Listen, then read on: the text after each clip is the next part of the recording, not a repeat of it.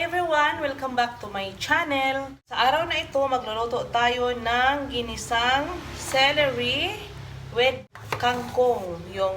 First, we have our celery, kangkong or water spinach, and we have our okra, our tomatoes, we have our garlic, spring onion heads, spring onion leaves, and my leftover na fried tuna. And we have our oyster sauce. We also use soy sauce, guys, okay? And a little bit of brown sugar. Umpisahan na natin, mga inday. So guys, any oil will do. So I'll just use my extra virgin olive oil kasi maliit na siya. Ubusin ko na lang.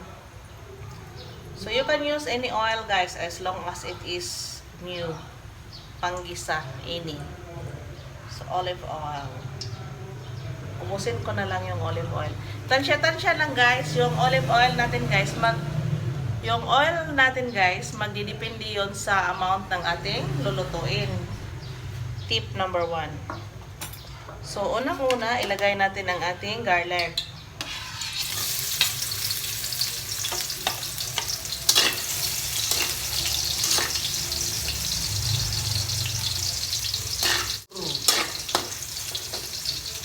So, hintayin natin mag-golden brown ang ating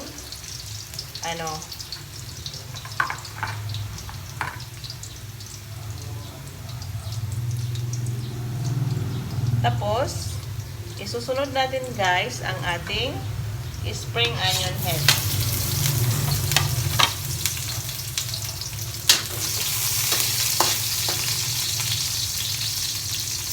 Tapos, ang ating tomatoes. Dinamihan ko yung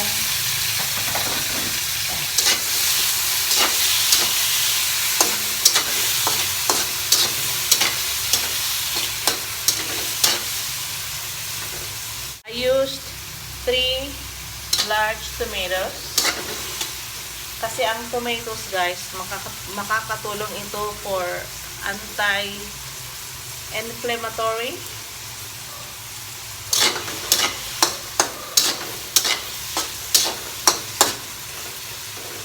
Healthy diet. Now, isusunod natin, guys, ang ating celery. Kasi yung celery natin, guys, bago ko ini-slice, kinukuhaan ko ng ganun, guys, yung niya. So, yun.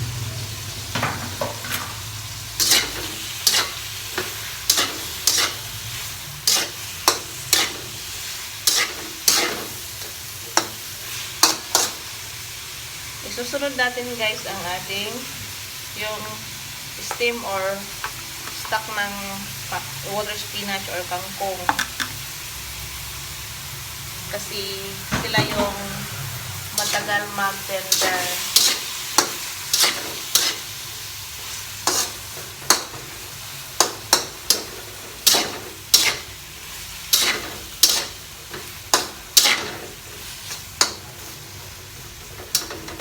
Para mag-flavor na yung ating guys, isusunod natin ang ating tuna. Konti lang siya, guys. You can put any fried leftover fish or whatsoever, chicken. Kasi naman ito, guys. Maglagay tayo, guys, ng soy sauce.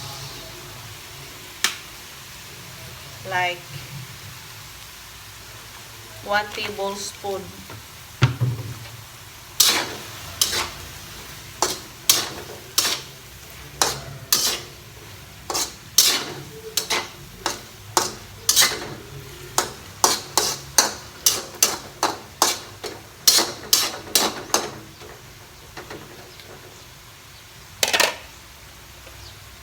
Tapos, guys, ilagay na natin ang ating okra.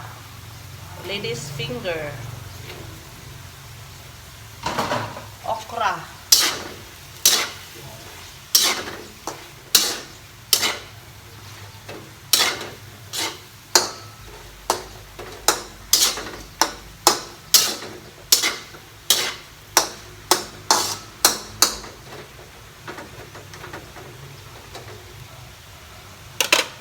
Maglagay tayo guys ng konting hot water. A little bit of 3/4 cup para lang mag-tender yung ating celery.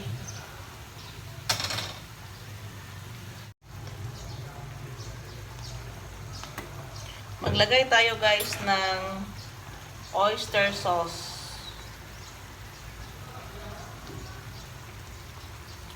3/4 lang sa tablespoon.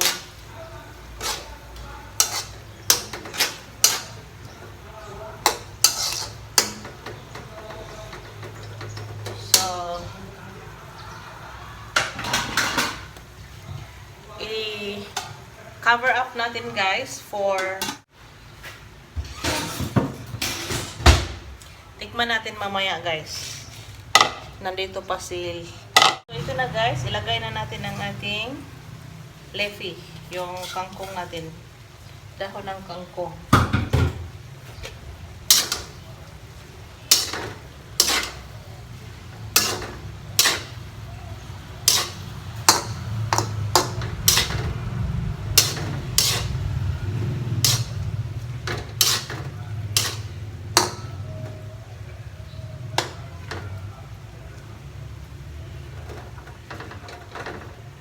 Ating kangkong.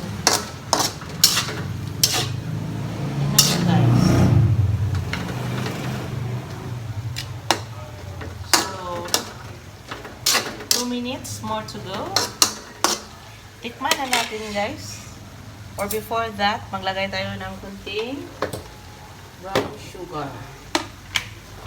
Just a teaspoon. Ang sugar kasi guys, mag-neutralize siya sa kanyang taste.